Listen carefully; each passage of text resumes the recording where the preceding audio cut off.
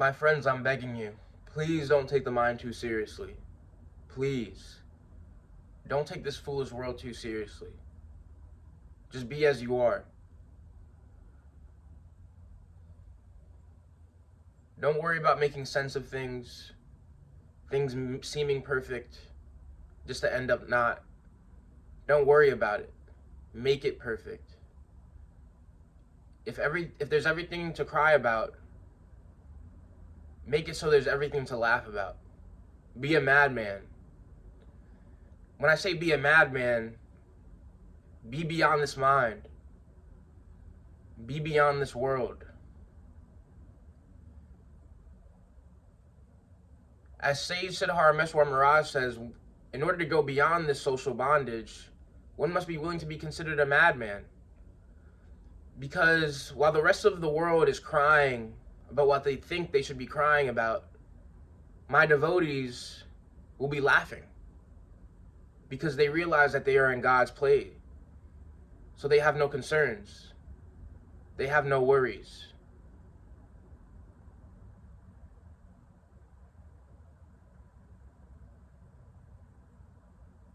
A horror movie is a comedy to my devotees because they don't take the mind seriously. A tragedy is a great love story for my devotees because the more pain they go through, the closer they get to the divine, the more in love they become with the divine. So they have no concerns. My devotees are surrendered to Shiva, to the Guru, so they have no concerns. They know it is all God's play.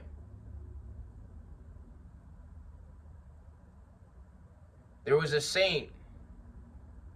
She said, let Shiva curse me, abuse me.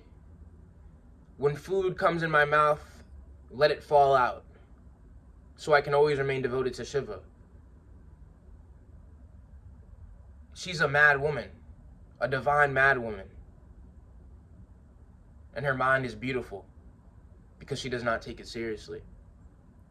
She knows how God is. She knows how God will give you everything you want and then slowly take it away, or give you more than you ever wanted and then make you bored of it because the mind is never satisfied. This is why we have to laugh at the mind. The only satisfaction that we have is the satisfaction that we decide to have. You can have the greatest relationship ever, but if you're not satisfied within yourself, you'll always be looking for others to satisfy you, even if you have the perfect person right in front of you, because you are not content with what is. Divine love and laughter go together. In our relationships, in our friendships, we must not take slights too seriously.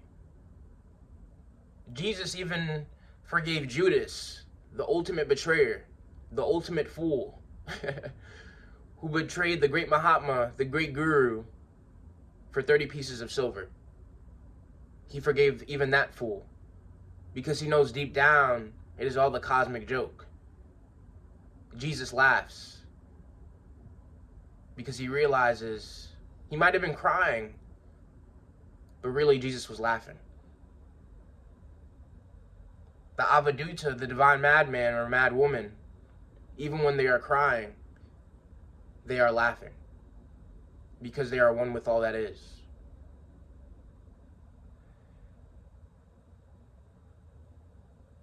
Sage Osho talked about how laughter is divine. Animals cannot laugh, but humans can laugh. So whenever we get the opportunity to, we must laugh. Even in the worst conditions, in the worst situations, we must remember the Guru and remember not to take life too seriously. Taking life too seriously is placing a burden on yourself. It's like being vast space, this giant that is made of vast space, formless, free to be however big or small that you want. But then you place a big rock on yourself, an unnecessary rock, just to realize it was never there. That's the type of burden, imaginary burden, that we put on the mind, thinks that it's putting on us. Thinks that it's putting on us. But we have to laugh at thought. Because the true form of the mind is emptiness. But due to conditions and habits, and me and mine and I, the false I, we have ignored the true self, which is the limitless I. The beauty of I is that many things can go in front of it when we remember to abide in the pure I. Many things can come after it. One says I am a perfect speaker. One says I am a bad speaker. But the one who surrenders to God doesn't know if he's either. Saint Ramananda Raya said to his guru, Sri Chaitanya Mahaprabhu, I don't know if I'm speaking well or bad. You do everything. My will is yours. That is beautiful surrender. That's why Saint Ramananda is a saint. All my devotees are saints. Whether they have sex, whether they take drugs, all my devotees are saints, because while they're engaging in the relationships, while they're having sex, while they're taking drugs, in the end they remember the Guru, who is the embodiment of detachment. So even in the midst of hell, my devotees are content because they remember the Guru. They make rock concerts, temples, because just with their presence, because they constantly remember the Sat Guru's teachings, who is reminding them never to take life seriously.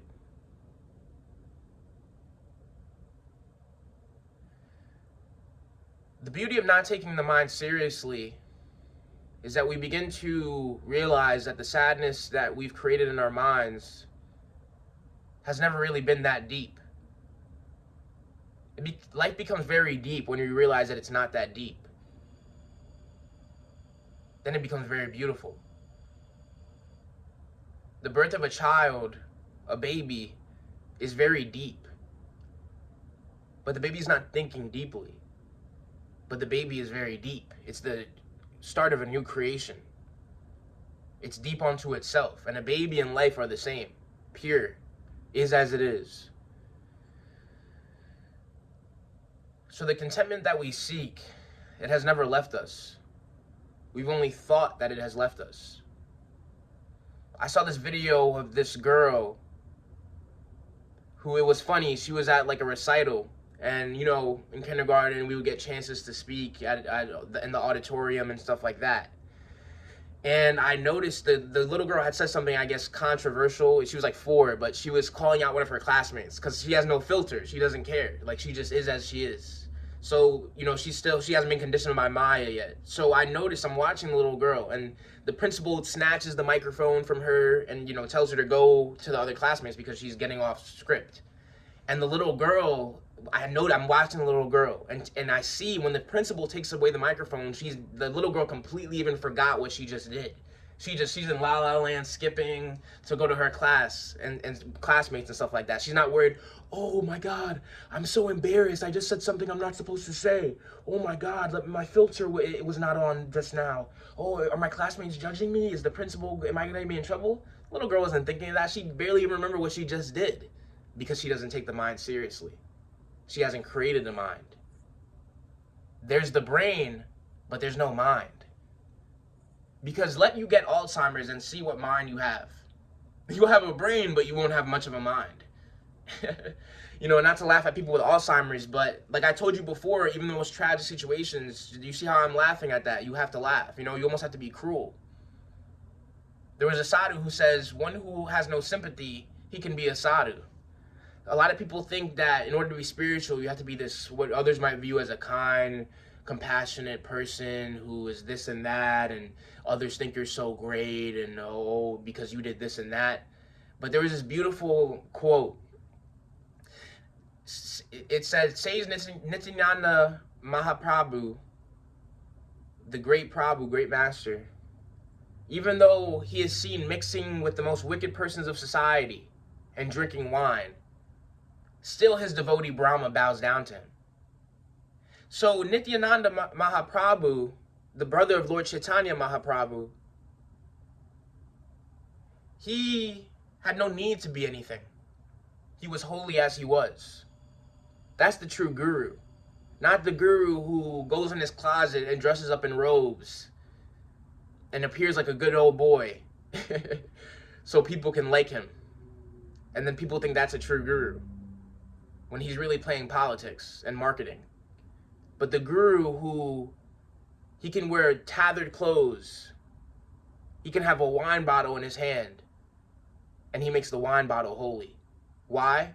Because he does not take himself too seriously. He does not want to be holy, so he is holy.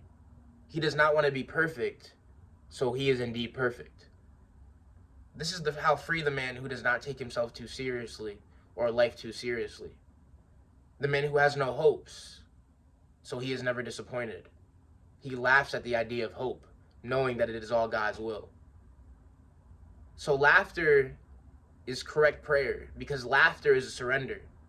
You ever dealt with somebody so crazy, so ridiculous that you just had to laugh? It's the same thing with life. Like, everything could be going so smoothly, everything could be going right with this person, and everything could be well if they were just not there, but because you're in a situation with the person, you're stuck with that person, and you have to kind of have to surrender to the situation, just laugh and be like, this person is absurd. Like, I'm like, whether it's like a teacher who, like, they reprimanded you or got you in trouble and it didn't even have to be that big of a deal, or a parent who's constantly nitpicking at something that's really not that big of a deal. You just kind of have to laugh. It's the same thing with life. See those people as the guru, laugh at them, in the sense that those people indirectly, they're your indirect gurus. The guru is trying to help you go beyond enlightenment, while your indirect gurus are the people who nag you, annoy you for no reason. They are giving you enlightenment indirectly. So thank them. Because they give you an opportunity to see how much of a cosmic joke life is. I mean, the most ridiculous situations. Like, I remember my guru Madhusudana had told me, you should never worry about why a woman doesn't like you, because she'll leave you for somebody who will punch her in the face and make her a single mother. And this is not a woman-hating statement. Basically what he is saying is that life is so absurd. People will do ridiculous things to you no matter what you do, no matter how kind you are, no matter how nice you are. So why do you care? I remember he said to me, why do you care? Because a couple years ago, I was going through a quote-unquote heartbreak, an imaginary heartbreak, and I sought help from my guru. And this is the beauty of the chain of gurus, is that one who is devoted to the guru, one who spreads his guru's teachings selflessly, not concerned with what praise or blame he gets, fearlessly, he in the end becomes a guru. As Says Nisargadatta said, one who my words pierce him, he will be called a Mahatma, a great soul. But so few truly listen to the guru. When they go out into the world, they start taking their mind seriously. They start taking what people say seriously. When they lose somebody, they thought they had them in the first place. So they start crying instead of laughing, not realizing the cosmic joke of losing something that you never had. Isn't that hilarious? You never had it. And you know, we make the mistake of thinking we want something to last forever. We make that mistake not knowing that we can create more beautiful creations if we didn't hold on to this one single thing, taking it seriously. Being free of the mind is being free of the idea of mind. So just like my guru Madhusudana asked me, why do you care? Ask yourself, why do I care about the mind?